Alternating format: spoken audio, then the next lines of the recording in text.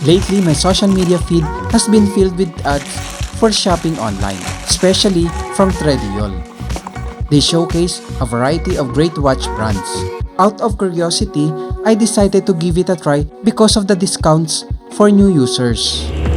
When I received the package, one thing immediately stood out to me. The watch box was quite unusual. This isn't it my first time buying a Tommy Hilfiger watch, so I'm familiar with the box that comes from the actual store.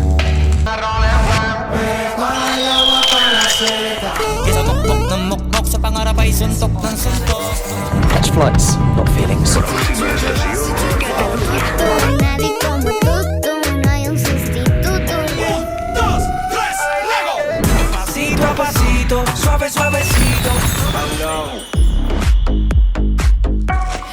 Good day mga ka-online palaboy! Lately, my social media feed has been filled with ads for shopping online, especially from Trendyol. They showcase a variety of great watch brands. Out of curiosity, I decided to give it a try because of the discounts for new users. I searched for my favorite watch brand, Tommy Hilfiger, and found a stylish design. I managed to get this watch for just 328 reals, which I think is a fantastic deal. However, I had some doubts about whether the watch was authentic. After reading the description, my concerns faded away.